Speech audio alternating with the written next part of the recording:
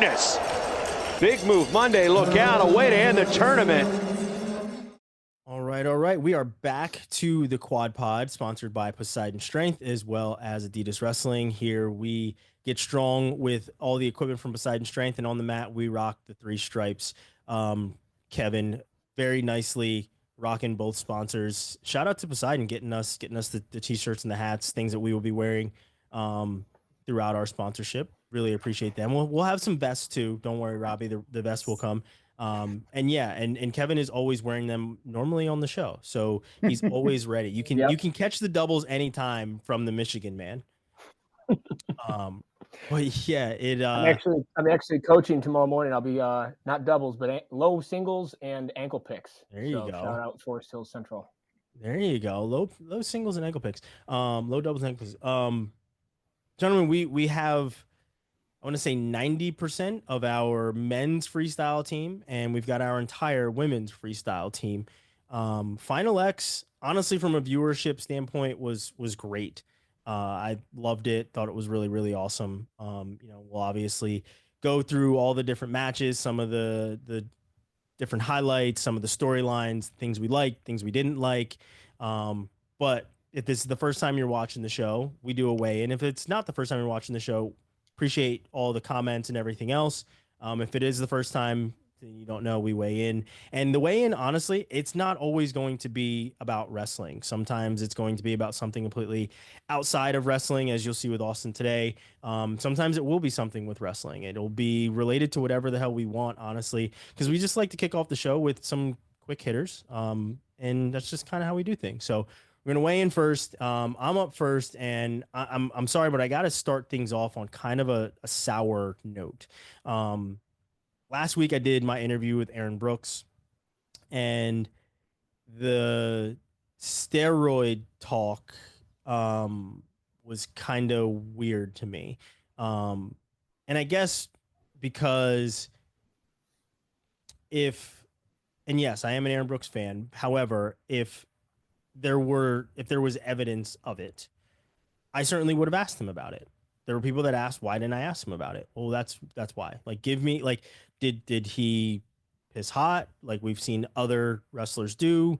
Did something happen where we should all be in the loop? Or is it just the rumor mill of people saying, well, he hasn't been around for a long time, so we just suspected this? It's one thing to suspect something. It's another thing to truly have proof. And I know that in wrestling, I'm kind of a rarity of being like a journalist with morals and wanting actual sources and shit. But that's why I got into doing this, right? So either you get me some evidence, or, maybe there's more speculation out there. I know I have spoken or asked people about speculation when it's kind of widespread, and I have the chance of asking, how do you respond to the speculation? But for this, it seemed like it was just like a game of kind of whisper down the alley of people just kind of whispering. And hey, who knows? I don't really care to be part of stuff like that.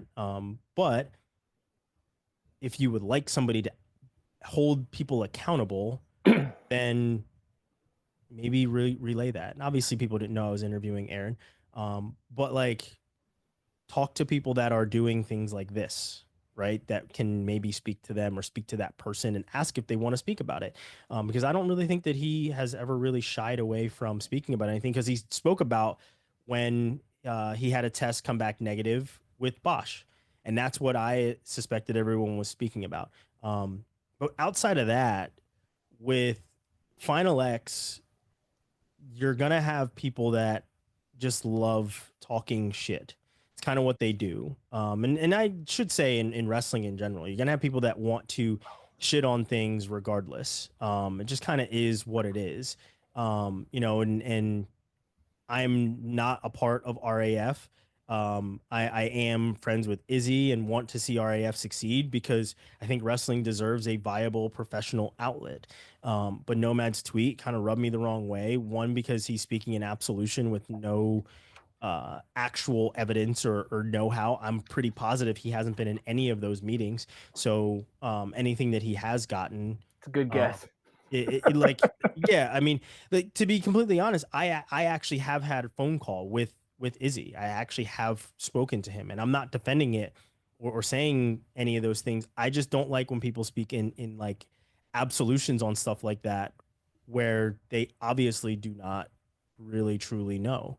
Um, I can speak in absolution of saying he's not been in any of those conversations because him and Willie don't really speak. And I doubt that Izzy is going to hit him up for those things. So, but to speak in absolution and say that this is going to fail and that like to shit on something in a sport that you have given yourself a nickname off of is wild to me, right? So I think it's, as I pointed out, two separate things that kind of rubbed me the wrong way in the last week.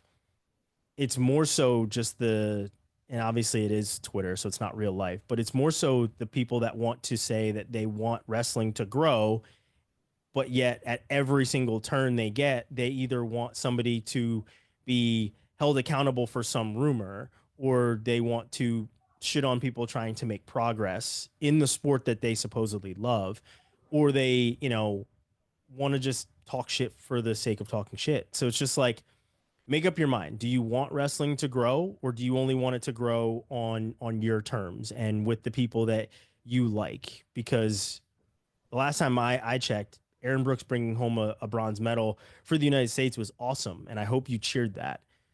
I also hope that you cheer if and when RAF is a success. If it's not a success, I don't want to hear, well, I told you so. Because one of the things that I kind of picked out of Nomad's tweet was that he was saying, heads I win, tails you lose, kind of a thing, where he kind of hedged his bet and said it's going to be a failure. But if it's not a failure, I'm very happy that we now have a viable option for guys after college. It's like, no. Stick to one thing here. Where do you lie? Are you not supporting it, or are you supporting it? So those are kind of the two things that kind of, like I said, rubbed me the wrong way last week. That I just didn't really like. And it was just like, let's try to row the boat in the same direction here. Because last time I checked, we talk about how mainstream we aren't and how we want to be on ESPN. And there was somebody else that said, let's get Final X off of Flow, and I'm watching the Masters for free. Like, nobody watches things for free. Because one, you're either paying for a cell phone service, you're paying for internet service, you're paying somehow to watch it. So let's throw out that phrase as well. But those are like I said, those are the things that I had seen over the past week. Sorry to start things off with a rant, but it was just like we're putting together our next world team, parts of which are brand new guys and girls that have never even seen the world team. And we want to talk about, it sucks that it's on Flow because it's a subscription site. Newsflash, you've been subscribing to things all your life, whether it's cable or a newspaper, whatever it is. Some way you've gotten your news through some sort of subscription of handing over money to get it. Even if you were on the phone with your best friend who told you about it, you had to pay for the phone to get that news. So let's stop saying we're getting things for free, and let's stop shitting on things in wrestling, even though, unless it is the negativity, as I have done to start the show. So that is my, I guess, rant to kick things off. I'm gonna kick things over to Kevin, who is completely decked out in our sponsors, which we love. Yeah, I am. Keep it going. Poseidon, what's up? I used to be a little weak bitch, and now I'm strong as shit. So that's how this works. I'm also real fast because I work combat speeds a lot. Also, like, here's the other thing. Like, I didn't realize, I don't know. I guess I just don't pay attention to the bullshit. Because when you brought up like the steroids thing, I was like, was Aaron Brooks supposed to ask you if you're on steroids? Like, what am I missing here? Like, Which I am not. Not anymore. Yeah. Which I am not, and never have been. This is the result of when Poseidon strength. That and when you continue to work out and eat right when you're no longer wrestling, you can actually keep muscle. It doesn't, you don't just become huge. Speak for yourself. Oh, and genetics. Sorry. I also I wanted to shout out, and I'm going to get to my main shout out, but this just popped in my head beforehand. I had texted you guys a picture of Coach Branch, Mark Branch, over the weekend, or just sent it, and it's just, he's just got his like badass cowboy shit on all the time, and he's just awesome. So I wanted to shout out Mark Branch for being a badass, awesome cowboy, 100% of the time. And then it's like it just helps that he's like 6'3" too. You know what I mean? Like just a giant badass dude. It's like and he can grow awesome. a great mustache too. Yeah, it's like, you know what? That used to be like that's Tom Selleck. Like Tom Selleck was just a big handsome dude in the 80s. And they were like, do you want a TV show and a career? And he was like, sure. I'm also good at baseball. So that's Mark Branch is our Tom Selleck. I believe the name you're looking for was Magnum, correct? Magnum PI. That's right. That's right. The man himself. The jokes write themselves. Robbie is holding that joke in so terribly right now. I wonder what else he could use that for. Schedule release is my main shout out. I'm a big fan of the schedule releases. They're not that like super elaborate or whatever, but it just got me excited. I'm like, oh, I could maybe like I start looking at these events and I'm like, I'm so excited to maybe go to this, knowing that like there's a 99% chance that I'll have something else scheduled on a weekend in the wintertime and some other wrestling event or some other thing that I'll be going to. So I probably won't make it to as much as I would like, but I like thinking in June that I'll be able to make it to more than I likely will.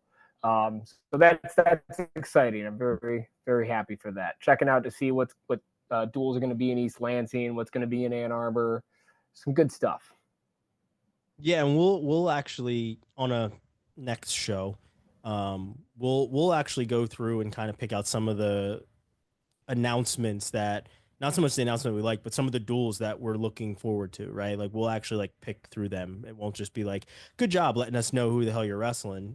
Even though we won't know who Penn State wrestles until what is that, like 2 weeks before the season starts as their tradition. But we'll go through these announcements, let you know what matches you can look forward to, what dual meets you can look forward to, and individual matches within those dual meets you can look forward to, kind of an early mark your calendar kind of a thing.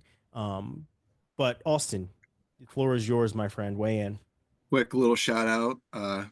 My son's birthday was today, so my wife and I took him out to one of those indoor trampoline parks because it was rainy. Did he pass out on the trampolines? No, he did not. Oh, okay. Yeah, but He's came a out random sleeper, that one. He passed out hard afterwards, though. But well, happy anniversary of becoming a dad. Yes, thank you. And yesterday was Father's Day, so it's all kind of, all the same weekend here. But look at the front door, and in walks in a lady decked out in Central Michigan athletic gear. Yeah. Fire up chips. I'm in the middle of Amish country in Pennsylvania. She's walking in. I'm thinking, oh, Claunch is here, or Claunch's girl, Claunch's wife's sister, someone's here. It was pretty cool to see that. But yeah, my main shout out, like Holmes mentioned, is a little personal. I host a event every year in memory of my brother who passed away 14 years ago now. It is a wiffle ball tournament up here in the good old Northampton, Pennsylvania, wearing my black and orange here. All proceeds benefit my brother's memorial scholarship fund. This year we started giving money to women's wrestling this year, since Northampton just got a team.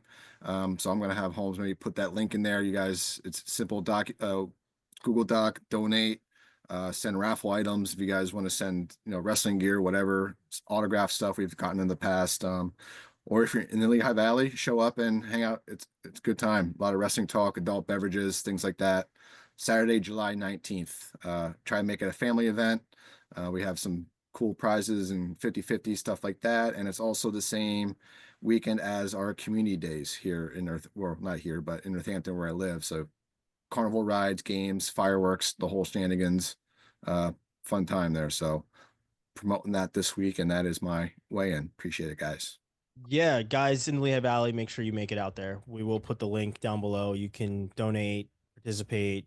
Make sure you guys are supporting that because it's obviously a good cause. So Lehigh Valley, we know you guys are watching. Know for a fact that you guys are watching. So make sure you guys are supporting that. So appreciate all the support that you guys can give to Austin and his brother's foundation. And I just want to mention, I don't make any money off this. It's just an event I run. It's strictly for the scholarship. Any leftover money, we do like to donate back to other families that kind of went through the same things that we went through in our family as well. So all the money goes out. I don't keep a dime of it. It's just fun to see people have a good time and, keep traditions up. So hopefully we see some of you guys there. Perfect. Perfect. With that, Robbie, we turn it over to you to get us into our final X talk as you weigh in. All right. First of all, Austin, if you want me to autograph anything and send it your way, just let me know. I'll take care of that. I I'll don't ship know it to what. the best. Now we've got options. So yeah, I went up to Newark this weekend. It was a lot of fun. Got to spend some time with Earl in the longest drive from Virginia to Newark in the history of the world. Took us almost 7 hours to get there from south of DC because traffic was a hellhole for the majority. Yeah, it sucked. Event itself was good. I like the setup. It was nice to have both men's and women's going at the same time. It felt like a super long day, even though we didn't have that many matches to go to the third match. But that happens anytime you're in an arena all day and don't see any sunlight or get any fresh air. That's just the joy of our sport. Other positives, it was really cool to see how engaged like the kids were and how much the athletes were giving back to the kids with autographs and pictures and all that stuff. It was a little overwhelming at times because there was like 1,000 children running down every time a wrestler would come to the tunnel. So it got a little out of hand and security wasn't super happy with it, but it was really cool to see, how much the wrestlers were giving back and enjoying that and kind of soaking it up because, in this sport, we don't always get that much fan engagement. So it was pretty cool to see on that side. Setup wise, I would like the mats to be a little bit bigger, but that's, I always want more space for wrestling. You mean like bigger aprons? Yeah, just because a couple people almost went off the stage. And that's, I'd hate to see somebody get injured defending a throw on the edge just because there's not enough space. But I mean, the crowd was pretty good. I think having in New Jersey where there's a solid core of wrestling fans was super helpful. A lot of high school kids, a lot of high school coaches you could see walking around. Suriano was walking around for a while, getting pictures with the fans, doing his Handsome Tuesday stuff. So that was good to see. Thought he was still in California. He was not. Well, he was in New Jersey on Saturday at least. But so that was cool to see. He's still kind of a fixture and has a lot of notoriety in New Jersey for everything he did there. So that was fun to see. And he's just kind of an odd duck. So just watching him interact in the wild is interesting to me. On to the negatives, I guess. That's where I want to turn. And not necessarily super negative to start, but just some constructive feedback. As from the media side, things wasn't the best setup. Everybody was kind of spread out. We didn't have outlets, phone computers, and just silly little things like that make doing our job a lot more difficult. From the actual presentation side, it was difficult to get interviews because the mix zone was so close to the arena floor that the PA kind of drowned everything out. So it was hard to get good interviews. And in a moment like that, where you have guys and girls making their first world team and the emotion that goes along with that, it would have been nice to have a little bit more a quiet place to hear, so you could actually get, feel that emotion from them. But at the same time, it was kind of cool because like during Real Wood's interview was the last match with Hendrickson and him reacting to that and those throws and that back and forth match. Like he was interacting with it during his interview. So that was kind of cool to see as well. The elephant in the room, and I've been harping on this for a few weeks now, and I don't give a shit. I'll say it. The fact that they held Kyle Snyder out from being interviewed, I think was egregious. We had 18 people make their world team this weekend. 17 of them did interviews, and one of them was whisked away, completely away from all the media in the arena. He wasn't available for any of the press conferences. He wasn't available for any interaction with anybody. And I mean, I understand the situation is different, novel, I guess. It's not something they've ever had to deal with, but I think as a whole, USA Wrestling did an incredibly poor job dealing with the situation. Why? What very happened? much had. No, I'm kidding. It was a quick visit, but it resulted in some charges. But if you were watching USA Wrestling, you'd never know that because they never addressed it. And for someone to be such a major fixture and a major figurehead of USA Wrestling, for them to just kind of sweep it under the rug and act like nothing happened, I think is very disingenuous. And I think it sets a really bad precedent for what we expect out of our athletes. Yeah.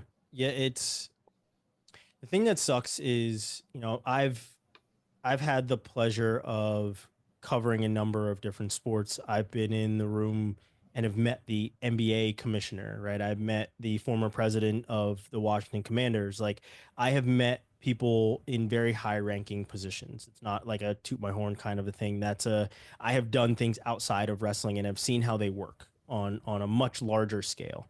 And and obviously we all have, to a certain degree, of whether we are watching on television, but I've been in the rooms with a lot of these people that have to speak at these podiums when things happen. And I've seen them speak. I've heard them speak firsthand. I've been behind the scenes of when will they speak? How long will they speak? What questions are we going to have them speak to? Like, I've been part of those types of things. And to shield him away from accountability, I think, is the part that sucks, right? Because in any other sport, people have to speak to their wrongdoing at any point, right? And that's the part for me where I'm like, why are we shielding? And I understand he's been the face of USA Wrestling, or one of the faces of USA Wrestling, for quite some time, right? I was there when he won his first title in Vegas in 2015, and it was an amazing atmosphere. But as much as we have covered, Chance Marsteller and what he went through, as much as Seth Gross has spoke about what he did, as much as other guys have done certainly other things that have gotten them in trouble that they have had to speak to.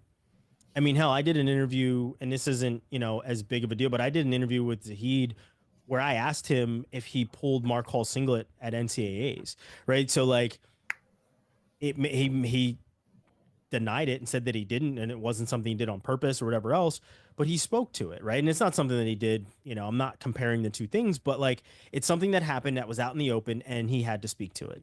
That is the premise of me saying this, and Kyle not having to speak to it. And I have a ton of respect for Kyle. I've talked to him a number of times, and I always would have a ton of respect for him. Depending on what he did, obviously there are certain things that you can really color outside the lines, but I feel like he should have spoken to the media. I feel that USA Wrestling should have put out some sort of response or message or something. It shouldn't have just acknowledgement of it, right? Like, it shouldn't have just been Rudis putting out their support of their athlete, no matter how really stupid tweet. Yeah, no matter how anyone feels about it. The only people that have addressed this is Rudis. They haven't come out and said something directly about any of it, but like, they're the only ones that have been out in the open about anything, even a small portion of it, right? Like, everybody's like, what the hell is this tweet? But look at USA Wrestling. The only tweets you see about Kyle Snyder are him winning. You don't see anything. I mean, Kyle put out a very small post when all the news came out, but sorry, you're the face of an entire community. There's got to be a little bit more. And again, it's not that I feel he owes us. I feel he owes the community that. I feel USA Wrestling, as the governing body, owes the community that as well. So for him to not be, I guess, allowed to do media like every other person that made a world team, but then be brought back in for pictures and make sure that he is part of the picture and make sure that he's part of the team, he should be treated like he's part of the team then. And everybody else on that team had to speak to their match. They've had to speak to literally everything else that they've done. So you're right, Robbie. It doesn't sit right. And there's no reason. I mean, there is no reason why an adult shouldn't be accountable for his or her actions at any point. And this is literally what it is him being allowed to not be accountable. It's a bad look at this point. Like, just a really, before it was like, okay, if you're like waiting for things to go away, that's one thing, right? But like, not only did they not go away, but like they're gonna be just more in the limelight. Like, he's immediately wrestling right away. He immediately made the world team, the world championships, and all the this is an opportunity for him to get out there and have the chance to address it and talk to it. And like, clearly they're going to cater to him at this point. So like, at least like, if you're going to be catered to, like, set this up to at least address it in a way, in a format that you feel comfortable, and like, maybe we'll have less questions or whatever. To do nothing is really bad. You know, yeah, it makes it look worse. People will show you who they are, you know, and that's what I'm learning. What's frustrating from the lens of USA Wrestling is that they could have been proactive with this and addressed it simply, acknowledged that they're aware of the situation, and it would have gone so much further. Like, for them to just come out and say, you know, we're aware of the situation, we're monitoring it, we'll address sanctions if necessary. That simple statement goes a very long way. And then when we're in a situation where, you know, it's time for him to do media, you say, you know, let's stick to wrestling. If there's something he doesn't want to comment on, he's welcome to say no comment, just like everyone else is welcome to do in any interview they have.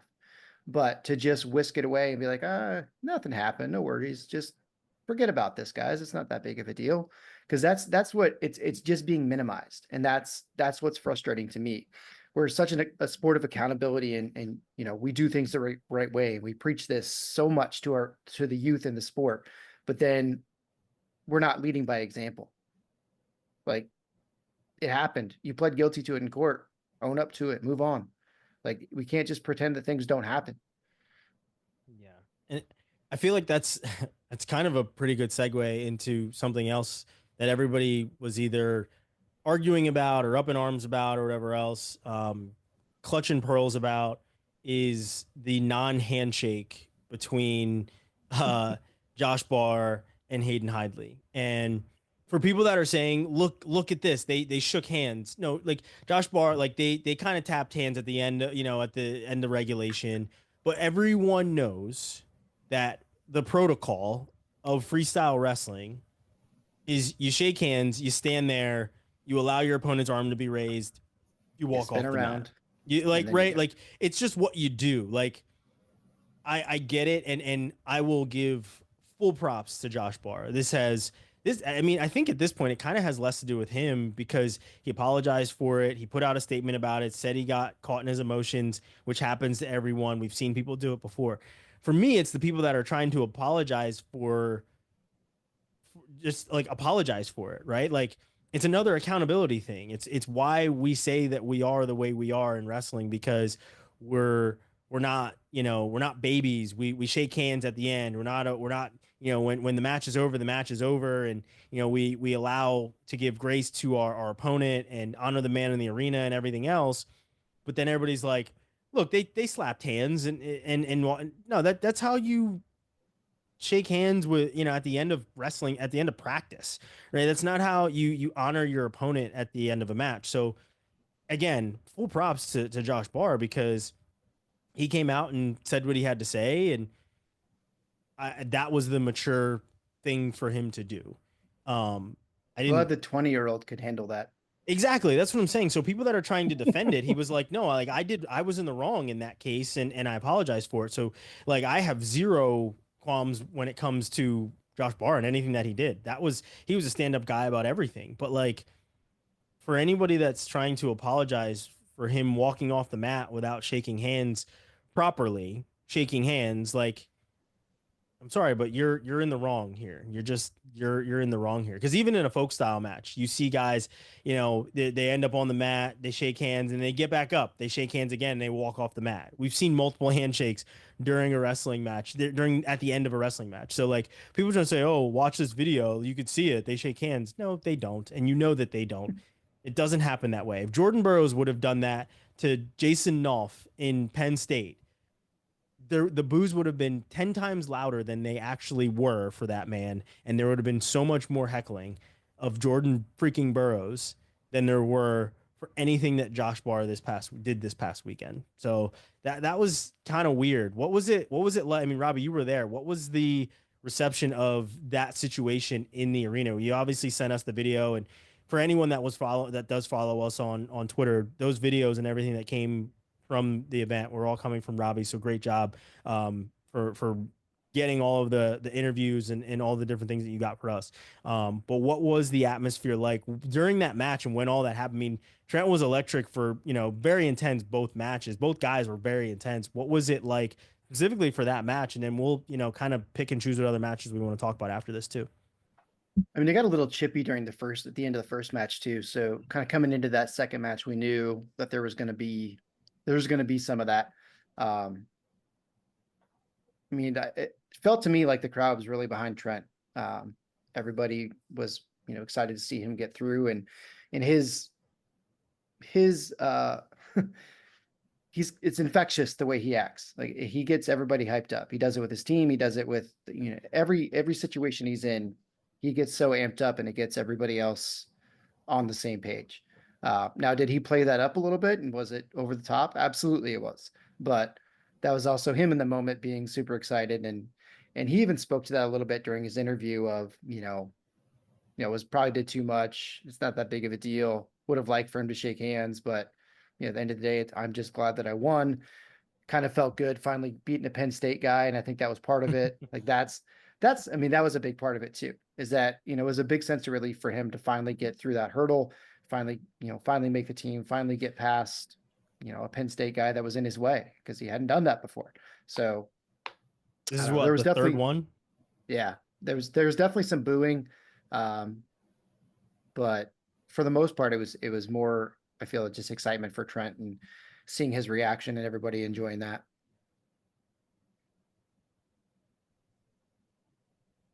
The last, I guess, like, thing before we do get to matches that I wanted to talk about is, and I don't think it was just the refs at Final X. I think it's overall domestically, the refs confuse me.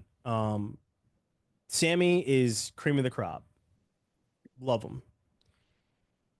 But there's others where you watch a domestic match, and I think this is also kind of an issue of like the consistency of referees, where you watch a match domestically, and Skylar Grote talked about how internationally she's never been put on the clock twice.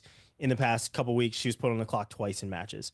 But the thing is we've seen it go the other way. Where internationally, we've seen a number of guys and girls that have been put on the clock twice internationally, because those refs, they make sure that they don't get out of the first period without letting people know that they're not doing what they need to do, right? Like, and they're not waiting till, the second minute to do it. They're in the first minute. You're negative wrestling. We're letting you know, here's your first action call.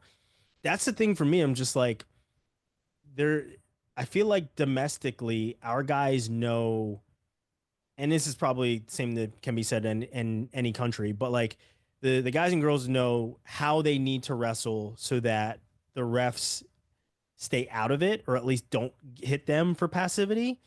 And I thought that, maybe Kyle Dake could be hit for passivity at some point, because Kyle does play that up. He's not, he picks his spots. He's very intentional about that.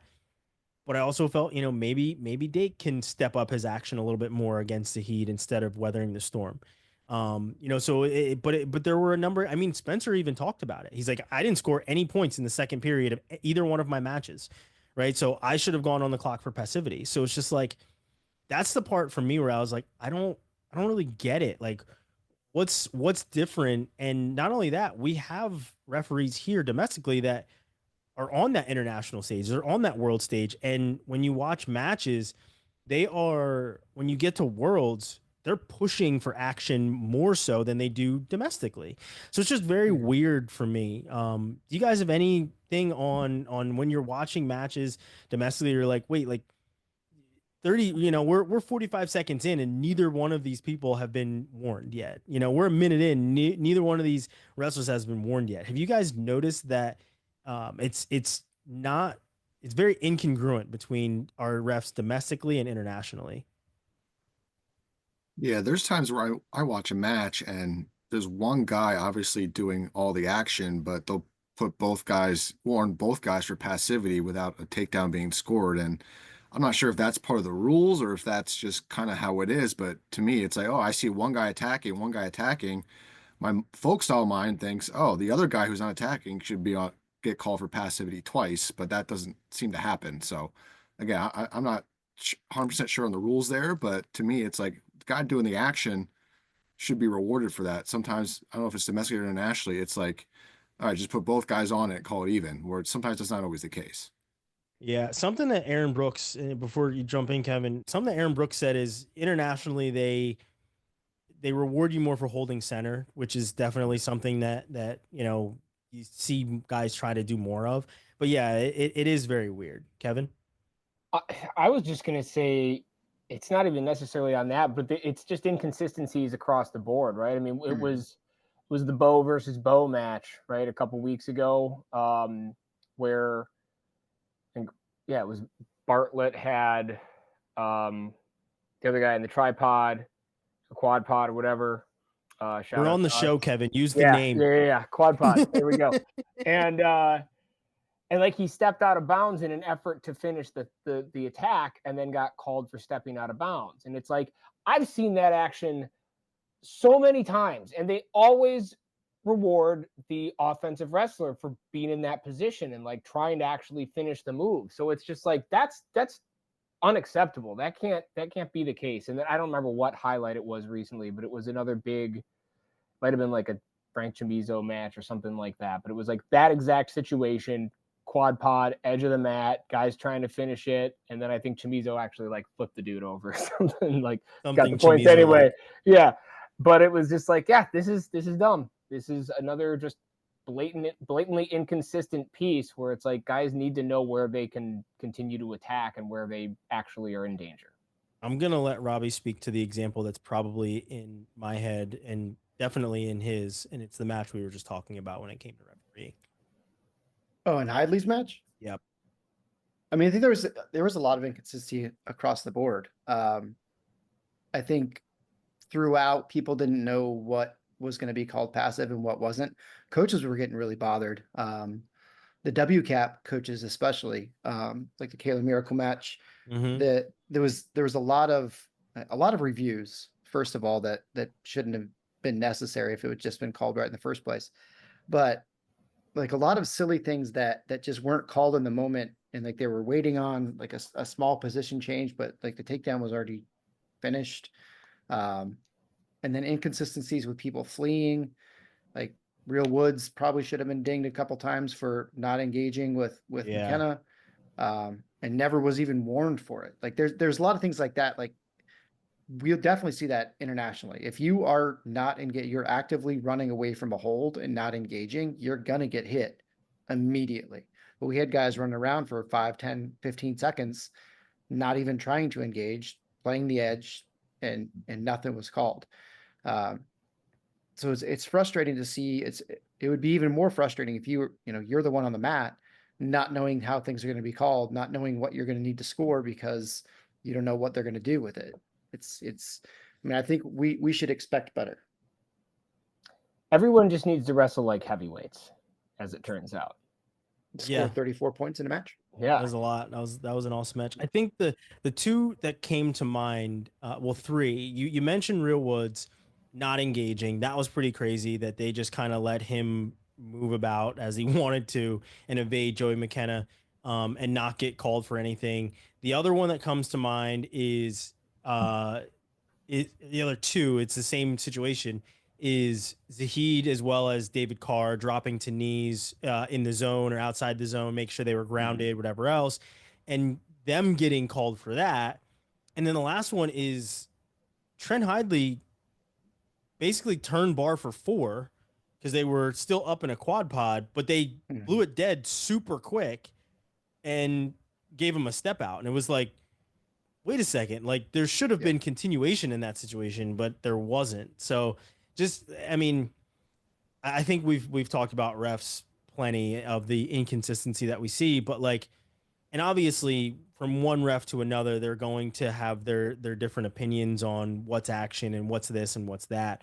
Um, but you'd love to have some sort of consistency because I think on the international level, one of the things that is consistent most of the time, not all the time, we've seen where guys have been able to evade or have a rolling start or whatever else, but most of the time it is passivity. Passivity is something that they do not allow somebody out of the first period without being on the passive clock. And we'll go into the second period saying, okay, it's his turn or it's her turn to be on the clock this period because so and so is on the clock in the first period.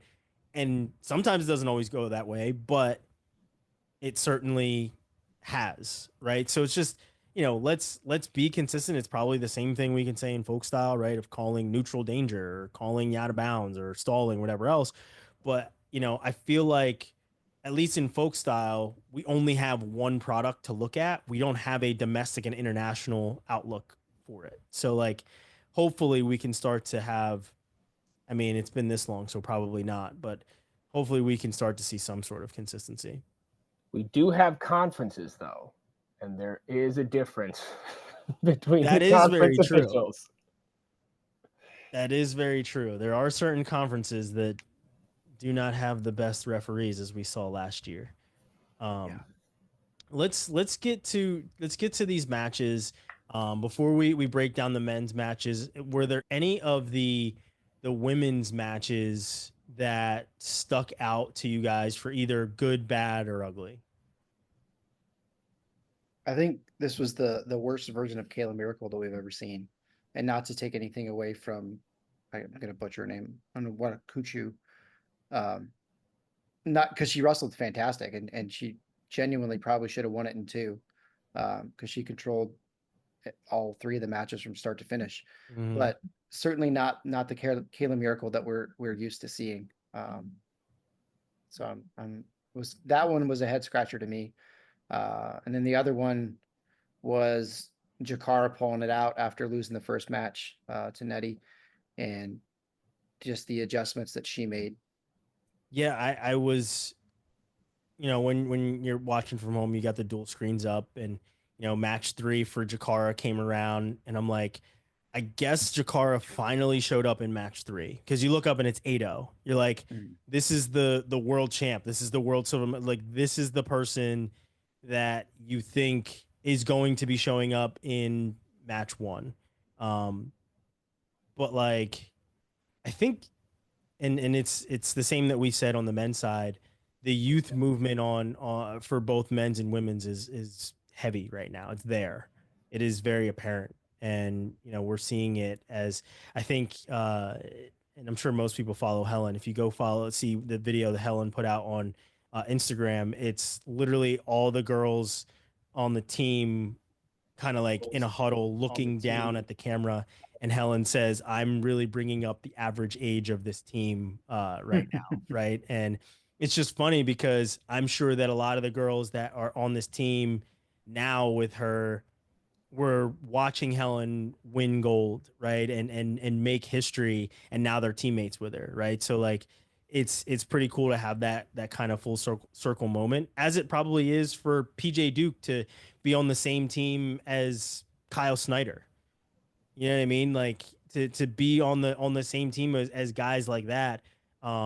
It's got to be pretty crazy for PJ Duke to be on that team, right? So very interesting there, because that is, kind of the same dynamic. But the women's side, the matches were pretty close. There was some very good parity, as I think a lot of people were assuming it was going to be. And obviously, we didn't address a meet having to forfeit her match, finding out she's anemic and everything else. That's pretty crazy. It really, really sucks. So, we wish her the best of luck getting healthy, along with all the other injuries she said she has. But most people thought that it would be a Kennedy Blades, a meet, and Kylie Welker.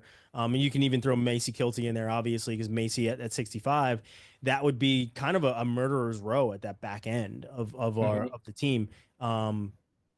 Alexandria Lade, she's amazing in her own right, but she's also, I mean, let's call it what it is. She's not the returning Olympic champion, right? So like, I think the power that we thought we would have there would be certainly different, but I don't have less confidence in her than I do any of the other girls on the team. I think we have a really powerful team based off of what we just saw at Final X with all the parity that we have. So the other one for me is the Felicity Taylor match. I said it during I think it might have been the trials. I'm always like really impressed by her. It might have been the Open. I can't remember which one it was. Always very impressed by her. She wrestles really well, and we've seen her kind of come up through the ranks. And I remember watching her in Fargo, and she's just progressively gotten better and better and better. So for me, Felicity Taylor is always very impressive. And the thing that always sticks out, as I said, was her in that 2-on-1 and her shooting through it and basically disappearing off of it. But she looked really good at Final X and ultra confident in her as well. Any other women, girls on the women's side that kind of stuck out to you guys? Nice to see. Audrey Jimenez and Cristel Rodriguez both looked fantastic. I was just gonna say, Audrey, was she 18, 19 years old? Like Yes, super 19. young, and yeah, super young, ready to take over that weight class. She's gonna be a beast there. Yeah, the Lehigh gets a women's senior level world team member before they even have a actual sanctioned women's duel. So pretty awesome for that. Cool. Let's head to the men's side, and we'll go in weight order. Starting with Spencer. Spencer's impressive, but I loved his interview afterwards where he's like, I talk about scoring points all the time, and I'm not doing it myself. Kevin, what were your thoughts on 57? Dude, I love Spencer, man. I'm so happy that, like, I think I said this last week, just we're so lucky right now with the health of a lot of these guys. And I was thinking about it while I was watching him. Yeah, especially Spencer. And I was just thinking, watching him, I was like, God, this is like the best. He's not grinding through the college wrestling season anymore. I'm sure his training is adjusted in a way where it's still clearly effective, right? He's still working on the things that he needs to be working on for his conditioning, strength training, and everything else. But it's not just grinding him down to nothing. You know what I mean? So I'm really, really excited for him to make the team again. I mean, clearly the guy's, world championship contender. And man, I'm excited. I can only imagine, like, it's like watching The Last Dance, you know what I mean? And when Michael Jordan just found reasons to be pissed off at other people, like, I feel like that's what Spencer Lee's doing right now. Like, he's just finding reasons to be pissed off at himself and like, damn it, Spencer, you're not scoring points. You talk about scoring points and you're not doing it. Go score points. You're like just getting himself all pumped up so that he can just go, ape shit on the world. So I'm pretty excited for that. Lillidahl looked good though too. I mean, like he was battling with a guy who clearly like just took second place in the world. So yeah, he's tough. Yeah, I know what you mean about the Last Dance. Last Dance was on the TV at the gym the other day when I was on the treadmill, and I was like, "There's no way I can not run really freaking hard when this is on. I can't hear it at all, but I know what it is. Like I gotta go." Austin, your thoughts on 57? Spencer looked good, man. I think he's ready to go.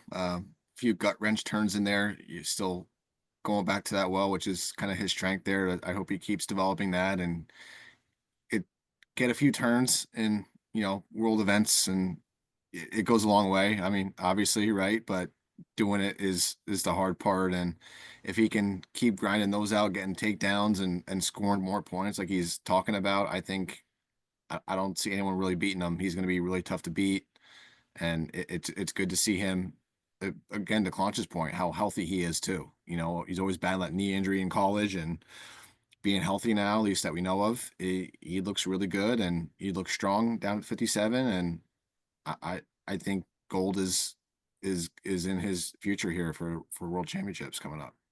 Yeah, Robbie, I would agree. I kind of got the impression that Spencer knew what he needed to do, and that's what he did. I don't think he was really pushing the tempo too much to go above and beyond. And he spoke to that. That he knew he had more in the tank and he could do more. But he knew what he needed to do. He got it done. Lilladal, there we go. Was clearly, made some gains and closed the gap a little bit, but I mean, it was Spencer kind of untouched, really. Like, I mean, he looked great. Yeah, and Lilladal has he can take that U23 spot. He's one of those the guys that can do that. So we'll see if he does do that. I think he has until the 18th, I think is what it said. I think he has till maybe Wednesday to let them know, or maybe it's like the end of the week or something like that. But yeah, I think between those two guys, though, I tell you what, pretty confident in where we're at 57. One, because I feel like Spencer is going to continue his reign at 57 all the way until 2028, where he makes his second Olympic team. But two, obviously, Lilladal is potentially, I mean, I guess I shouldn't say obviously, potentially he's the next guy in line, right? He's making Final X at this young of an age.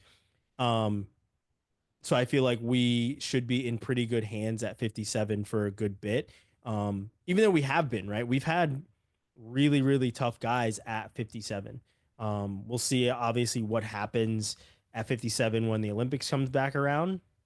My guess is guys like Dayton Fix go up to 65 instead of down to 57. I feel like guys are getting a little bit too old and a little bit too big to want to cut weight anymore. So we'll see what happens in 2028, but I feel like at 57 we're in really, really good hands, to be completely honest. No 61, that was obviously moved to Fargo. We'll have our breakdown before that happens. 65, Real Woods, Joey McKenna, and I think let's look at our picks. I picked McKenna as well as Austin, Robbie. The only person that did not was the Michigan homer. I mean, Kevin. Let's go. who picked Real Woods. So I'm gonna kick it to Kevin, as he is the only victor in this weight class. What was it? I mean, obviously, we spoke about it beforehand when we made our picks, but what did you see in this match that kind of solidified why you thought Real Woods would pull this one out? I mean, my approach going in was just like, I mean, I talked about some of the inconsistencies I feel like Joey has from time to time in some of these matches. And, I don't know if that's something that these guys look at on tape and they find, things that openings or whatever it is. But Woods clearly was prepared to, take advantage of the positions where he's going to score some points. Obviously, in that second match, when he got into that shot and was able to put his hips in, pick him up, and score 4 big points, like that's huge in a match like that. And was able to move around and evade the rest of the time because nobody was calling anything. So, don't get mad at him if the refs aren't gonna. This is like my whole thing with like the push out rule. Like, if they just called stalling to begin with, we wouldn't need any of this shit. Like, just, but anyway, no, Real Woods looked awesome. I mean, getting 2 matches in a row against a guy like Joey McKenna, who's clearly been working. He's one of those guys who, I mean, we've all wanted to see in that spot. He just hasn't been able to get it done in the final match that determines it. So, but I'm excited for Real Woods. I'm excited to see what they're going to do with him in the Cliff King Wrestling Club and preparation wise. And, clearly he'll be training with Lachlan McNeil and all those dudes. So he'll be ready to go. Yeah. Joey McKenna is always right there. Like right there. We saw it at Pan Am's where he's winning, gives up a step out late, ends up losing. We're seeing it now up against Real Woods. I honestly thought that this would be one of the matches that would go 3, and it wasn't, right? Like if you, I even think that most of us said it would be either McKenna or Woods in 3 bouts. Mm-hmm. So very surprising that didn't happen, but McKenna is always dangerously close to getting the win, very close to winning Pan Am's, very close to being on the world team. And Real Woods shows that he's just a gamer. And as I said, I've known Izzy for a very long time. Real Woods is an OG Izzy style kid. And the first thing that he said to me about Real Woods back in high school is Real is a gangster. And he always shows up like a gangster in these bouts, right? So, like you said, he did evade, ref didn't call it, so you get the win, right? But he got the head pinch that he needed, got the 4-point throw that he got the points that he needed to get, and the rest is for the referees to police. So the man got the win, and he just shows up and he gets the job done. Austin, your thoughts at 65? Yeah, I just kind of copying what you're saying. McKenna's he's always been the bridesmaid. I just thought this would be the time he'd be the bride. You know, he's always been so close. I feel like he was due. You know, put a lot of good years in at Pennsylvania RTC. Now he's at Cowboy RTC. Maybe change his scenery. He gets over some of these, if they are mental, you know, things going on with him where he just can't close out these matches. I'm not sure. But you know, sometimes change of scenery is good for these people. And then you talk about change of scenery. Real Woods leaves Iowa, goes to Cliff Keenan, Michigan, and making a world team now. You know, so it's good for both these guys. Change of sceneries is always good for people, and I just thought McKenna was going to pull that one out. But you know, props to Woods for showing up, and I feel like he's a little bit newer to the senior level scene here. But like I said, McKenna's been around forever. I feel like he was due, just wasn't his day, I guess. Yeah. Robbie, what were your thoughts on this match, and also what were, you were there, so what were the Cowboy RTC coaches saying about Woods evading late? They were not pleased. But I think it was kind of like that throughout, honestly. Real backed up a lot throughout both matches. He was able to get the big points and the big moves when he needed them, and that's what separated him. But there was a lot of times where he wasn't engaging actively, I think. Also hard to do when Joey was completely covered in blood and looked like he was coming out of a crime scene. Jesus. But I think that made things a lot more difficult as well. I don't know if he had enough blood to make it to a third match. He might have had to get a transfusion between rounds. He looked like he was in a car accident. It was not. There was a lot of blood. Yeah. I would have loved to see it go 3 matches. I don't know what the difference would have been, or if there would have been a difference in the third match, but I would like to see that one, just because I don't feel like it was super. It wasn't decided. It wasn't decisive in the second match, with the way it ended. I felt. Same time, I was super excited to see Real make the team and have that success. He was very excited as well, and ended up running into the stands and then ran around the concourse, and took him about 10 minutes to get back down. So that was cool to see how excited he was and how elated he was to make that happen.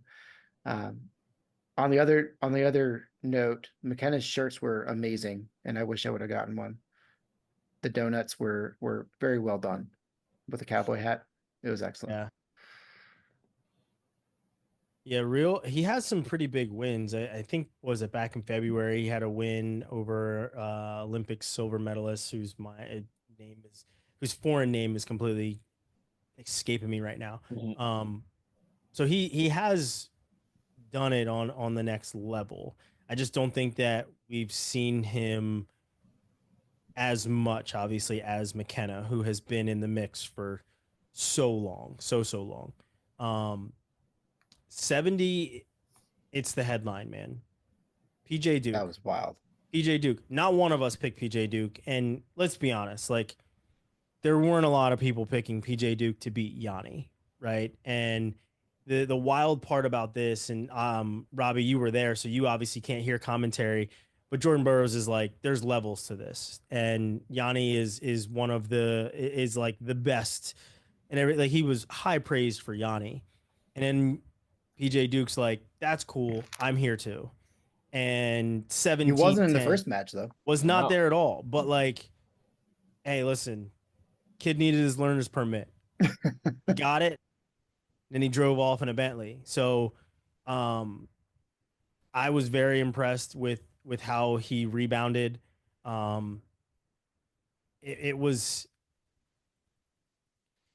kind of puts you in a really good spot to know that the youth is on this level, and PJ Duke has the chance to literally wrestle at all 3 this year, whether I didn't watch the interview with Flo today, so I was tied up all day doing some other things, but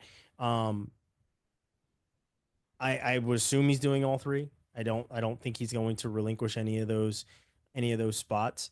But I mean, you honestly thought that after the first match, and maybe Yanni thought it too, that he was just going to roll through, and that he was the more dominant, and that there was nothing that was going to happen, and he was certainly in place to do that in match two.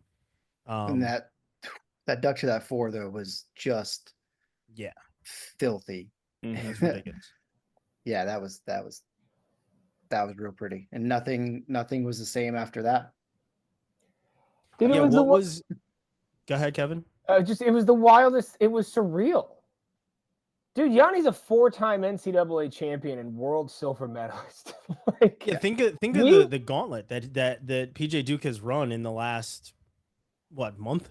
It's insane. Yeah, and that's what we've hit on every time. It's like, oh, we don't know if we'll be able to run the full gauntlet, and damn, every time he's done it. Like, I don't know, man. I don't know what to say about this kid. What is he not gonna do? Can he fly? Probably. I assume so. I don't know, man. It was the craziest shit to watch this happen. And Yanni, I don't know, man. I don't know if he just got psyched out. He looked like he completely lost his gas tank about halfway through that second match. And then in the third one, dude, I think it was just slickness by PJ Duke to, pull the ankle. Like he was at that point, PJ Duke's just wrestling. I'm telling you guys though, I'm going to start running a camp for really good wrestlers on how to get off their back, because I got 10,000 hours on my back and I know how to get off. All right. Well, let me rephrase. Maybe that's hell of a sentence. Yes. Hey, I'm not in any trouble. If I were, I would address it. Anyway, but yeah, I know how to get off your back in wrestling. That's what I'm trying to say. There you go. Yeah. It's the first time Yanni's been pinned since youth wrestling? It's been a very long time. The strength that PJ displayed to hold him there as well was ultra impressive. Kevin, what was, obviously we're gonna keep coming to you since you were there. What was the body language in between? I mean, obviously they try and show it on camera and everything else, but like you're there, you can hear the coaches, you can see the interactions between Yanni and Gray. What was that interaction like at the break of maybe match 2? Because we didn't even get to the break of match 1. So what was it like at the break of match 2? And I mean, and obviously match 3. I mean, he seemed confident. I mean, it's one of those things where Yanni's, weathered the storm so many times, and he's been in these situations where, he doesn't. I've never seen Yanni flustered. And after that 4 was really the first time I've ever seen him look like he didn't know what to do. And that, it just seemed so out of place for him to be, 1, losing, but 2, just not sure what to do or how to approach the situation on the mat. And that's not something we ever see from him. And then, going into the second or the third match, he, was really low scoring comparative to the other 2. He was up 2-0 when he got pinned. So I think he was trying to minimize the damage and keep the big moves away, and that it worked well until it didn't. And then we saw the display from PJ, and it was pretty damn impressive. Yeah. Austin, your thoughts on PJ Duke leading this youth movement? As I know we've talked about it before, but like I think a lot of eyes, rightfully so, are normally on Jax Forrest and Bo Bartlett, because they have just kind of garnered that much attention. As PJ Duke has been, I think I saw somebody who was just like, who is PJ Duke? I didn't even know about this guy. I saw a tweet where they were like, I didn't even know about PJ Duke until like a couple weeks ago. Like, who is this? Like, what? We've known about him since 5th grade. Yeah, like, and it's funny because I saw a picture. There's a, speaking of Twitter, there's a picture of PJ Duke and Yanni from the A Day in the Life of a high school phenom, PJ Duke, and I guess it was like the YouTube video that was out, and it's a picture of Yanni and PJ at some tournament in New York, I'm guessing. Right now, it should be on the screen. I'll put it up there so everybody can see this tweet and this picture. But you see just like the difference and how they've just like both of them have just grown up. But what do you, Austin? What do you make of one, the match? Obviously, what was your reaction to it? But two, how PJ Duke has kind of conducted himself throughout all of these different matches and all of these different tournaments, where he's still. I mean, yes, he lost one match to Yanni, but he's basically undefeated. He's made every single team that he's tried to make at this point. I mean, yeah, it's super impressive. Like you guys mentioned, the gauntlet he went through at the U.S. Open and the trials. It's unreal beating all these NCAA champs. Comes up and beats an NCAA, a four-time NCAA champion Yanni, a guy he kind of looked up to. The most impressive thing, though, we've kind of been talking about it, was you got tech fauled real quick in the first match. You know, just Didn't to score come a back point. and put that behind him and say, hey, I can still win this thing. You know, someone like me or maybe some of you guys were like, hey, I got teched, I'm screwed. You know, these young guys, they know they're in it. They know they're this good. They can definitely they could put that aside, get their confidence, and have that short memory, come back and win. And not even the mental side, but making the adjustments that are needed. You know, it's tough to get tech to come back 2 hours later and almost and you won by 7 the next time. You know, making those adjustments and then kind of getting that pin and then doing that backflip afterwards just to celebrate. Two Like, of them. yeah, two of them. It's crazy. Just the mentality, the confidence, and I guess a little bit of swag that these guys have at such a young age that say, "Hey, I'm here. It's my time now." You know, I think it's just incredible, and it goes across the board too. A lot of these guys, first, second time on the world team for a lot of these. You know, it's pretty cool to see. Yeah, we haven't hit a guy yet that has been on the world team before. Spencer obviously has been on the Olympic team, but this is his first world team. Yeah. So a little bit different, I guess, in that regard. But yeah, we have not hit a guy yet that has been our rep. And I think none bigger than David Carr at 74, because those are pretty damn big shoes to fill at 74. That has been our weight for a good bit. I mean, I shouldn't say our weight, but like it's probably been the weight where we've been the most confident, because we've had Burroughs and we've had Dake at both 74 and 79. So I guess David Carr and Levi Haynes, pretty big shoes to fill, but none other than 74, because that's where it all started for Burroughs. And now we have David Carr, who made the biggest of adjustments to win 2 straight matches against Mitchell Messenbrink. And um, I think that was what was most impressive is, and you heard the interview that JB did beforehand on Flow, where he talked about how they sat and watched the match. And I think he even said it during the commentary of the match. They sat and watched the last match 100 times. They just went through all of it. Like, here's the nuance. Here's this. Here's that. And you saw those changes play out. You saw each one of those changes play out for David Carr, and it was a very impressive outing for Carr to come out and get the win. I will say he did twist his own knee up to get out of that situation. Call that out wherever you see it. Chance Marceller also does it. There's a number of guys that do it in folk style too. But overall, David Carr was very impressive throughout the 2 matches. Robbie, what were your thoughts at 74?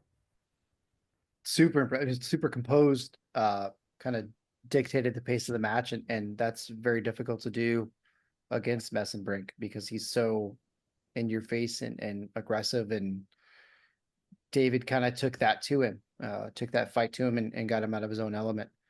He spoke to it a little bit when I was talking to him about, his approach to the match and getting in Messenbrink's space instead of letting it happen to him, and how you could see his reactions. And I heard them say that in the corner as well.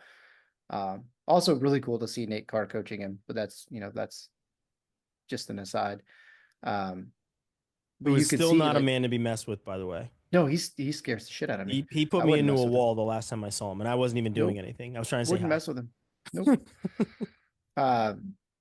But yeah, I mean, you could see it. You could see the adjustments that they made. That you could see that they were sticking to their plan, and it worked perfectly. Um, that being said, that's not the performance we expected from Messenbrink. Um, Certainly not scoring the points that he normally does, and I don't know how much of that's a result of David's approach to the match versus Messenbrink not being as aggressive as he normally is. But he didn't put the points up, and David did, and he managed the match, and he's the rep. He earned it. Yeah. Austin, your thoughts at 74? Yeah, I think Carr just wrestled really, really well.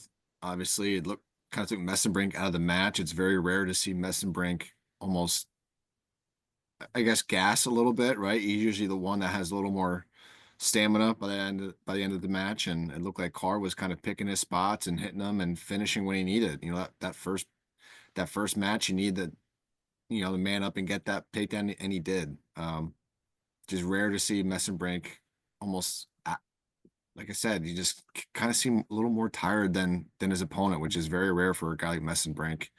But yeah, and also on the other hand, you guys talked about JB kind of working with Carr a little bit, kind of shows, the coaching potential JB might have in the future at this high level too, picking apart matches and looking for little things and, completely turn that match around for David Carr, and he won twice, so it kind of speaks to JB's ability to coach. I know he's been thinking about going into it. I think obviously this is kind of a good test for him, and I think he passed that with flying colors. Yeah, for sure. For sure. I agree with that. And I think, JB also has the ability to rest on his own match with Messenbrink too, right? And what he did. Kevin, your thoughts? So I was mowing the lawn last week and I couldn't get the Ryan Russillo podcast to load. And the only thing that was new on my feed was our podcast from last week. So I was like, you know what the hell? I'll listen to this. I haven't really listened to, I try not to listen to my These stuff a lot. idiots talk. Yeah, let's see what we got. So the big takeaways that I had were Austin sounds like Barry White. I had no idea how deep his voice was until I heard it without like seeing him talk. And I was like, that's crazy. My audio sucks. I got to get that fixed. So I will do that at some point. But the other thing, I was like, damn it, I absolutely should have gone all in on the fact that JB was coaching David Carr. I know, Austin, you had said it last week that you had noticed that those two were working together. And I was like, I saw that too. And then I abandoned it like an idiot. But no, he did an awesome job. He did. I mean, everybody, I think, had, except for Holmes, switched his pick to Carr just to be different at the end there. But like we all had Messenbrink, and I think we all had it 2-0. And I think we all felt pretty damn confident in it. So I'm really just trying to emphasize how dramatic that flip of the script was. And, I'm super confident in David going to the Worlds and bringing back a medal too, man. I mean, he beat Takatani. We've seen what he can do. He was a world champion at what, U20s, I think. So the dude is the real deal. He'll be prepared. He'll be ready. And yeah. Deal with that. Yeah, it was the match with Takatani that gave me I did say screw it, I'm going to change my pick to be different here, but it was also the match with Takatani that put me over the edge for David, because the thought behind it was when David had one guy to prepare for. He prepared for that guy meticulously. And David has also put himself in position to be the guy where he's wrestled at a number of tournaments internationally since the trials for the Olympics. So he's been putting in the time to be the guy at 74, right? So when he was able to prepare for Takatani, he was able to prepare for Messenbrink. Think about it, folk style wise. He was able to prepare for Keegan O'Toole, which is why he was able to flip the script. So I think you have to give a hat tip to, one, David Carr's coaching that he has from both Nate Sr. and Jordan Burroughs and Metcalf, the blonde version of Metcalf. Yeah, that really threw me off. What the hell, Brent? the blonde version of Metcalf. But also to David Carr's ability to retain that information and to take what he's getting from, let's face it, some of the greatest minds in wrestling and apply it and put it into motion and for us to see it play out. Because when he takes the coaching and is when he is the most coachable, he wins. It's proof in the pudding. Lost to Keegan O'Toole a number of times after beating him, put in the time to watch the match and figure out basically what he needed to do against Keegan O'Toole, and then went and won another title, surprisingly, unsurprisingly, against Messenbrink, right? So, like, he was focused on his opponent and what he had to do in order to emphasize his own skills against these guys, and then allowed himself and then put himself in position to win. And even though the match went the way that it did at the US Open, he turns the tide and stops the pace of Messenbrink, which we all thought was going to be a huge factor and ultimately wasn't, and got his own offense going and his own pace and dictated the match on his own. So I think that is what needs to be said about David Carr, is his ability to, one, be coachable with his dad, and as well as Jordan Burroughs, as well as anybody else in that Iowa State room, but to apply it and to stick to the game plan and to not get rattled when you give up a point or give up a takedown or whatever else, and to remain savvy and sticking to it. So I think the same can be said at 86, which we'll get to. But let's go to 79, and I know we're kind of going on long, so let's attempt to wrap up pretty quickly here. 79, Levi Haines kind of hot knife through butter, a very tall stick of butter in the first match, and then in the second match, it was definitely more of a match until Levi Haines took over again. Austin, what were your thoughts on Haines' ability to kind of regroup, I guess, after giving up points in that second match? I mean, I know that first match, that leg lace he had was tight. really tight. a lot of legs for him to grab onto and Evan Wick. But yeah, I mean, just to come back and, maybe lose focus for a second, but boom, come back and score a bunch of points quick and kind of end the match there 6-1. It speaks. I think we're in good shape there at 79. Yeah, I like Levi Haines there and kind of did what he needed to do against Wick. I think Haines is better at freestyle than folk style. Go ahead, Kevin. I picture like the leg lace, like, when you get like a twist tie for like a loaf of bread and you just twist it around a bunch of times. That's how many times you can do that with those legs. Yeah, dude, Levi Haines, just excellent position. He transitioned so well from his takedowns to the turns. Great defense.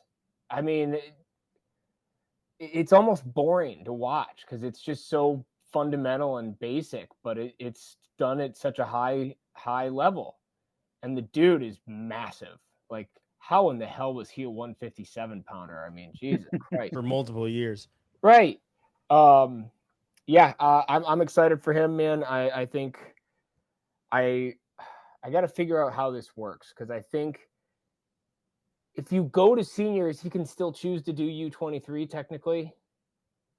I hope he doesn't do that, because I want him, because that would make sense if PJ Duke can go do all three. Well, PJ Duke made all three teams. Mm-hmm. He's not just like taking a spot. He literally made all three. Okay. So, but because I knew if Haines lost, he could elect to take the U23 spot technically. And I think Messenbrink also, and Haines can both take U23 spots. And I think technically Hamity is also at 79, could take that spot. My point is, I want Bo Mantanona to wrestle at the 79 U23 spot. Well, that's where I'm working he's fourth towards. on the list. Yeah. So those other guys just need to not go. Yeah. Yeah, he's fourth on the list. Yeah. Robbie, your thoughts at 79? He was just dominant. Haynes looked fantastic. There was not a single doubt from the beginning of the first match what was going to happen. He looked great. I think he's gonna, he's gonna be a good shot at a medal there. So Yeah, as I said, I think Haynes is better at freestyle than he is at folk style because his awareness is ultra heightened, obviously, because you can't give away just cheap points rolling across your back or anything else. Not to say that he ever really does that in folk style, but like his positioning is just way better in freestyle. So yeah, at 86, this was the main event.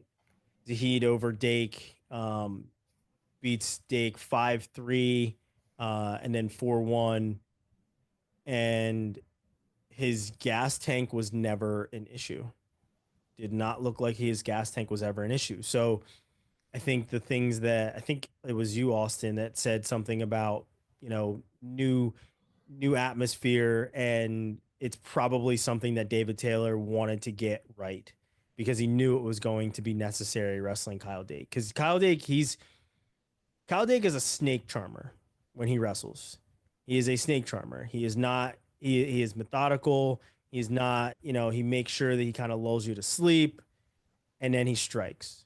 So yeah, I think that match was, I guess, how we expected it. I mean, I know Kevin said it didn't matter. It was, Zahid in 2. Most of us, I think, thought it would probably go 3, but it ended up going 2. So as the confident Kevin, I'll give you the floor. Was this what you expected from Zahid up against Kyle Dake? Yeah, Zahid is not a snake. He's a man. All right. You can't charm him. he's not 40. No, but he's also not a snake. I was watching something, I think it was the Cowboy RTC had put out over the weekend or whatever, and it's just kind of like a day in the life training with Zahid. He looks like he just has fun all the time. Just have great attitude, fun to be around. They were playing tennis and he was talking shit in tennis and just like, active recovery, let's go. Like, I was like, this guy looks awesome. I'm so happy. I'm so happy he made the team. He's born and bred in the sun. Nothing but California and Arizona for him. He can't help but be that kind of guy. Yeah, man. Like I'm pumped. So I think we've already seen him on the world stage, up a weight class, bring home a bronze. So I'm excited to see what he's going to be able to do. I mean, 86 is routinely a real tough weight. But yeah, I don't know, man. It's the first year after the Olympics. I don't know if guys are taking a year off. I don't really pay that much attention to what's going on in Russia or Kyrgyzstan or who's sending who. But I'm confident in who we're sending. So, agreed. Robbie, your thoughts at 86? I mean, Zahid looked fantastic. Dake looked like he wasn't quite ready for the weight and looked a lot slower and less reactive than we normally see. I mean, but it was never really in doubt. Zahid was doing what he needed to do and what he wanted to do, and he controlled the match from the opening whistle. He looked great. I think he's a real medal threat to be on top of the podium. He's done nothing but improve, and I think as he continues to work with David Taylor there, it's not going to do anything but help. Yeah, agree with that. Austin? Yeah, I just, again, not making excuses or taking away from Valencia. I think the weight was probably a little bit of an issue with Zahid being up at 92 previously, coming down, and Dake obviously moving up 2 weight classes. I just don't feel like Dake really filled in the weight class as much, and Zahid was obviously big for that weight class, so I think that was a big factor there. And like we mentioned before, getting his gas tank back, it's Zahid. How are you going to beat the guy? He's big, he's fast, he's quick, and he can go 6 minutes hard. I mean, I think that's a gold medal in my mind. You know what Kyle Dake needs? Needs some Poseidon strength. You're right. Promo code Quad probably would fit into his workout regimen, to be completely honest. It would. I think Kyle Dake has always looked out of place at 86, even when he wrestled Jaden Cox. Out of place at 86. It's not the weight class for him, I guess, but I feel like he stays here for the foreseeable future because he has Olympic dreams for 2028. So But I mean, I was very impressed by Zahid and his ability to score. Zahid now owns takedowns on our biggest and baddest world champs from the last couple of years. Takedowns against David Taylor, takedowns against Kyle Dake, takedowns against Jordan Burroughs. So the man can score, and he is, for such a large human being, he is very quick, and he wrestles very low to the ground, right? So that's hard to beat for sure. If he feels even the least bit threatened, he's dropping to his knees to keep his legs back. My only hope is that people don't start to key on that, because as we've seen with Jordan Burroughs, guys drop to their knees or they drop to the mat. He's, blast double straight through your face, right? Like, that's just kind of what happens. You lower your head, he lowers his, he's coming with power. You're just kind of a sitting duck. So that's the only thing, is I hope that Zahid stays in power, or at least moves a little bit more in those positions, so that he's not out of position against some of these foreign wrestlers who will probably key on that, right? Like Fake, he drops to his knees, I'm shooting power off of it, or I'm shooting sweep single off of it, something that he might not be able to move out of the way of because he's on his knees. So, but no, ultra impressed by Zahid. I think he's great for the weight class. I think 86 is where he should be. So a lot of confidence in him. 92, as I think we said before, it was great to see Trent Hidlay finally break through. But I also feel like we would have had confidence in either one of the guys at 86 that made Final X. Josh Barr has shown that he has the ability to do just about anything, right? He is on the level.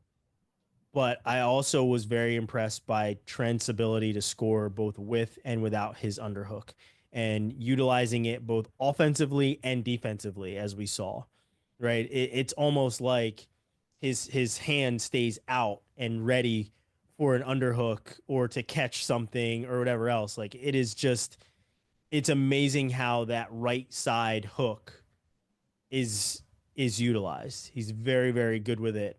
And that was on full display. Used it offensively, used it defensively, used it when he wanted it to, didn't use it if he didn't need to. And I think our chances at 92 are also very good as well, because of Trent's ability to score points and be aggressive and be strong in those positions. Robbie, your thoughts on Trent's, I guess his new offense, right? I guess it is something that is kind of new, where he's not hanging out in that position, or he's at least maybe using a bad shot to come up to it. But you also did see Barr, who in front headlock, instead of putting his arm up, started to hide that arm so that he couldn't get his underhook that way too.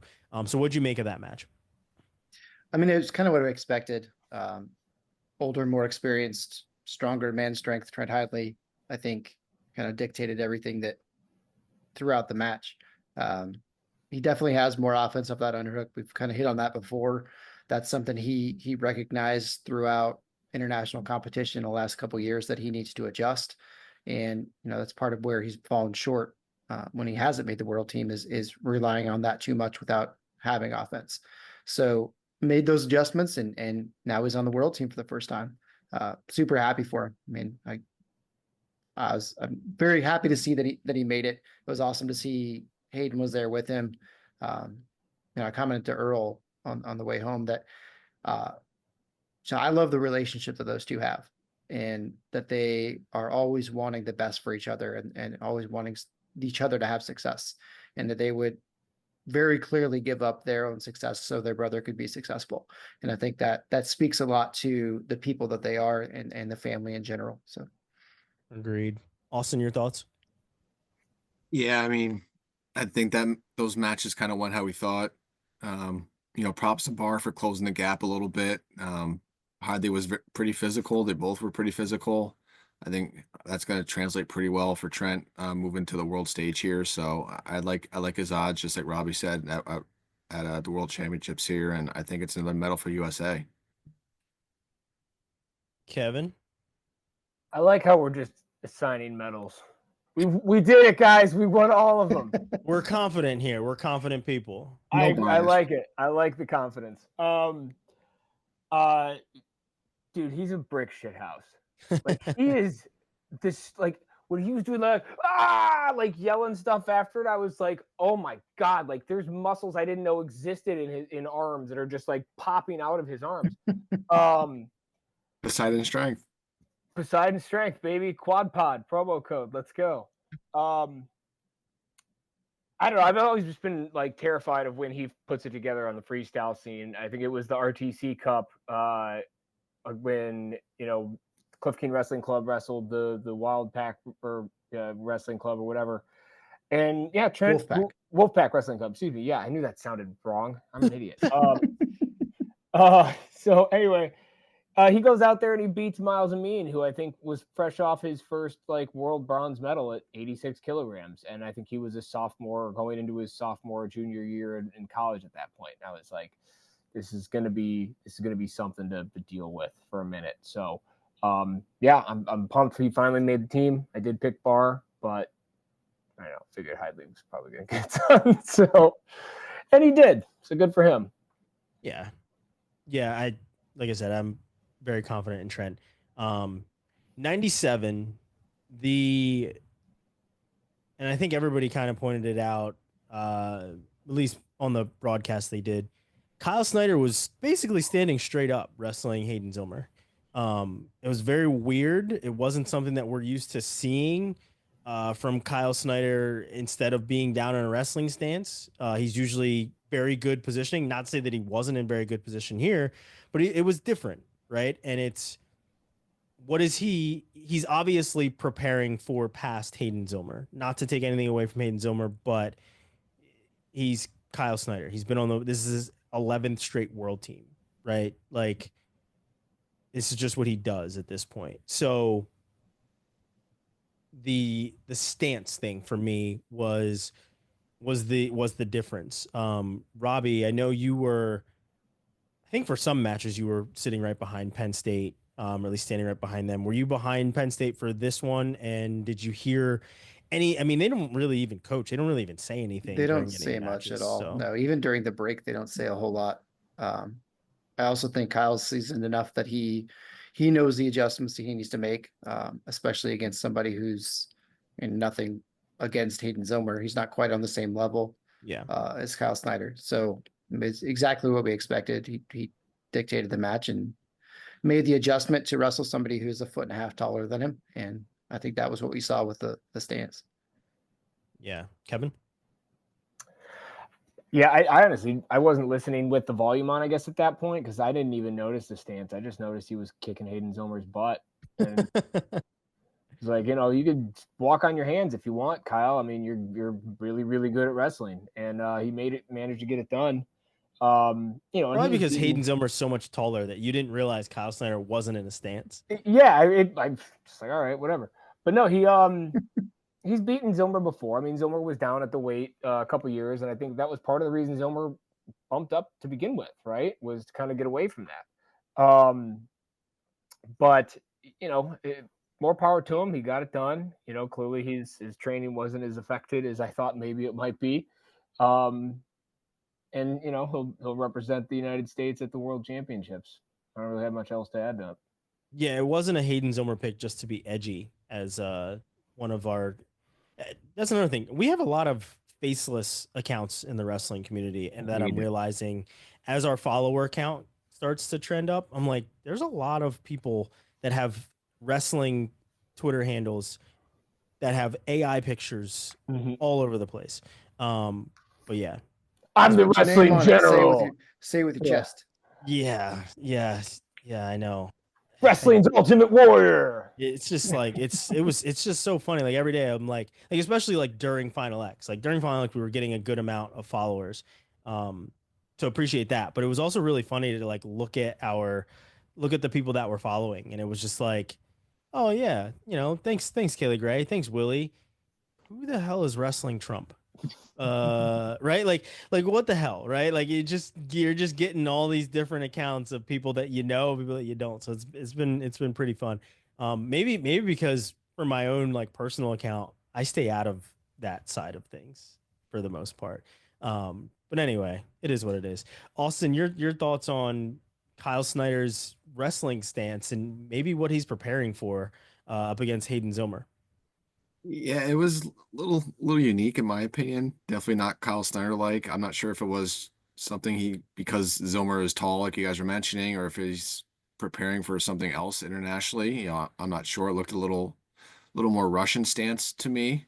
But yeah, I don't know what to make of it.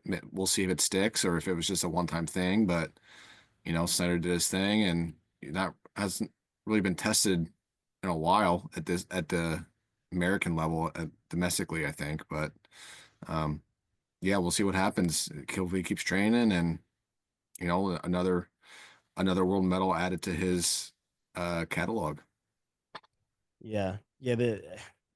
I I want to think that he was preparing for something, right? Like you want to think that he was utilizing this match as prep for most of the guys who are taller than him on the world stage. But this would be the first time that we've seen him kind of take this stance. Maybe he's making the adjustments. It's been a while since he was at the top of the podium, right? Like, and he, last year was the first year he didn't come back with a medal at the Olympics, right? Like he has medaled basically every single time out, and he did not medal last year. So you got to make maybe some pretty drastic adjustments, and maybe his stance was one of them, and maybe it was a little bit of strategy. You know where I would start making adjustments is getting turns on top. Yeah. Like maybe try that shit. Like I didn't know where this was going. I was a little scared. Yeah, I could tell. I could tell. It was wrestling related. So yeah. Parterre offense. Yeah, I would agree with that. I would agree with that, right? Like establish a gut wrench or something, but he's never been that guy. He's never been that guy to worry about parterre for the most part. He's always been takedown, push out type of a guy. So yeah, I mean, maybe developing at this point, I think it's if it ain't broke, don't fix it kind of a thing. I'm still so happy with the look on your face. I even said, I was like, oh boy. Here we go. Here we Cut that go. one out. Yeah, I'm not responsible for where this goes. Anyway, We're talking about taking accountability, damn it. as he evil laughs us into 125 kilograms, Wyatt Hendrickson is now our rep. Talk about a hell of a year for Wyatt Hendrickson, being able to transfer to Oklahoma State and experience college life for actual college life. Beating Gable Steveson and having the most thrilling match of the NCAA season, and then having probably one of the most thrilling matches of Final X outside of 70 kilograms. Everybody was glued to this one, right? Absolutely glued to it. And 34 points is a lot. And props to Hilger, honestly, for figuring something out between matches to put up a lot of points. But I'm hopeful that Hendrickson takes his athleticism to the international stage. That is the biggest thing for me, because if he stays moving, if he stays athletic, if he doesn't go the whole dancing bear route, which is very possible because those heavyweights are large human beings on the international side. Also very hairy. Very hairy as well. Yeah. But if he stays athletic, he keeps the footwork, I think he'll be in a very good spot. I really do. So, and not for nothing, let's call it what it is. I hope he gets a favorable draw, because there's some of these guys that he hasn't seen before on the international stage. Austin, your thoughts on our high flying heavyweights at 125? Yeah, I'd like Captain America looked aggressive, quick tech fall first match, and then had that high scoring second match there. And part of me is, I don't want to say worried, but I don't know a better word. I'm a little worried, I guess, at the international level, with Hilger putting up 14 points on Hendrickson. And again, nothing against Hilger, but like you said, these guys are a lot more achieved, a lot more experienced at international level. I think Hendrickson's one of those guys that more mat time he sees, more international opponents he sees, he's going to get better. So I'm not sure what David Taylor's going to do to maybe bring some bring some fresh flavor in overseas or what he's got to do there. But I think Hendrickson, he's still a work in progress, and he's just going to get better every time we see him on the mat. Not saying he's not going to medal, but I think I agree with you. He kind of needs a good draw, and yeah, I think he needs to get a little more experience under his belt. Yeah. Kevin, your thoughts? Yeah, that match was awesome. Hilger looked good. Happy he was able to get some points up there and walk away. I mean, there's no moral victories, but like there kind of is. That's why the term exists. So I'll give him a moral victory there. But yeah, I mean, like, certainly there is a little bit of a concern, right? But I think you would almost rather him have this experience at Final X, giving up a bunch of points, so where David can say, hey, here's some openings that you need to close off, because they're going to be able to exploit this at the World Championships level, right? And a lot of those guys, when they get those takedowns, they're going to turn you, right? So we need to kind of lock in the positions that you're going to be good at, where you're going to be focused on your feet, and start watching some tape on those international guys, because you're gonna run into probably a couple of them. There's a lot of good heavyweights out there. Yeah, rather at Final X than at Worlds. Robbie, final word on heavyweight. It was a lot of fun to watch. Didn't expect Hilger to be able to put up those points, but just kind of let it all fly and gave it a shot to see if he could make something happen, and made it super entertaining. Hendrickson looked good. He's looked fantastic for the last year plus. He's only going to continue to get better, and I think another few months training down in Stillwater, and then getting the international trips he's going to get. I feel confident that he can, at least get to a medal match. Like his draw is going to be important, but he's got the athleticism, got the strength, got the size. It's got the ability. I mean, he can certainly make it happen. You still have the mustache? He did. He did. He got it back.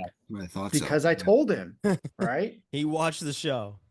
He knew he had one match with Hilger. He didn't want another one with Robbie. That was exactly what it was. So, gentlemen, that's Final X. I think overall it was a great show. The matches were super competitive, both on the men's and the women's side. We have a ton of really great depth. We have a ton of medal contenders. The women's team as well as the men's team, I feel like we're set up to do some really cool things. I know we wanted to get to some other general headlines. I think there's only a couple that we should probably speak up now. We'll get to some of the others a little bit later. One is Josh Moore taking the Kent State job, which is something that we had heard like months ago. And that's not like hey, we knew first thing. We were waiting for we had everyone had known. We were like, what the hell's going on? Right? Like, why hasn't this come out? But finally they make that announcement. And then Austin, you talked to Scott Green. You obviously spoke about his options and things like that. What's the news on Scott Green? I know you spoke to him. Yeah, our guy Jagger was the first to report it. Scott Green, not fifth this time. Yeah, not fifth. He's usually down the ladder there, but yeah, he was first to report. Scott Green will be staying at Army West Point under new coach Troy Nickerson. Talking to Scott Green, doesn't know the exact role. I assume it's going to be associate head coach, which is what he's been. But yeah, I think he has a good thing there, and I think it's the right choice for him and Army. He's been great mind there the past few years he's been there. Recruiting has been huge there, and that's kind of where he makes his bread there. And what were some of his other options? I know we had spoke about them before, at least you had spoke about them before, Austin. What were some of the other options? I know Willie also talked, but nobody has ever really said like what was Scott Green looking at. I'd have to clear with him to see if he wants me to make that public or not, but I know there were some schools that reached out to him on, not just one that he was thinking about taking, but there were a few that reached out to him, just not knowing what his future held. So he was definitely a hot commodity, I'd say. I don't think he'd go anywhere west of the Mississippi where there's no Wegmans, but that's he likes to keep it on the East Coast there. But yeah, I think if he wants me to talk about those, I will, or if you guys talk to him, that's fine. But yeah, I don't want to put anything out there that may not he may not want to be shared, I guess, right? So yeah, there was definitely a couple of really good options. Yeah. So Did the New York Knicks ask him to be their head coach? They reach out to a lot of people, right? They have been, yeah. Yeah. Army was more He buttoned turned up it down. Army was more buttoned up than the Knicks when it comes to their head coaching. The last one, and we'll get to some of these other. We'll talk transfers next week. Some of the things we'll talk about next week is the rule changes that were out, as well as like some of these other transfers and guys that are moving to different RTCs or Steve-O and Durbin, who are now at ISU. We'll talk about the fit there. But I'm going to go to Robbie because you brought this to us about your guy Aiello. What's the news on him? Have you spoken to him, or is this just something that kind of came out? I talked to him today. He is heading to Columbus to join the Ohio RTC. Kind of new things are changing up in Philly, and he has been there for the last, I guess, year and a half or so, and made some great gains. But he's moving to Ohio, changing things up. I think it'll be a good fit for him. I think a smaller city is more of his fit, and I think he'll be good. I mean, he's continued to get better and better. Started as a walk-on and not a huge recruit at UVA, and has made a hell of a lot of gains since then. Yeah. See, it's a little bit of housekeeping. A couple of things we wanted to get to. Obviously, it's funny. Like most people are like, man, there's not a lot to talk about in the off season.